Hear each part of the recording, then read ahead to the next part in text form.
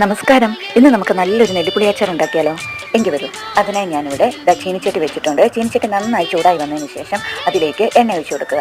എണ്ണ നന്നായി ചൂടായതിനു ശേഷം 1/2 ടീസ്പൂൺ കടുക് ഇട്ട് കൊടുത്ത് നന്നായി പൊട്ടി വരുമ്പം അതിലേക്ക് 1/4 ടീസ്പൂൺ ഉലുവ കൂടി ചേർത്ത് കൊടുക്കുക.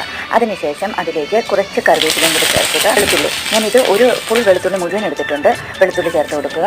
വെളുത്തുള്ളി ജസ്റ്റ് ഒന്ന് വാടി വരുമ്പോൾ മഞ്ഞൾപ്പൊടി ചേർത്ത് കൊടുക്കുക.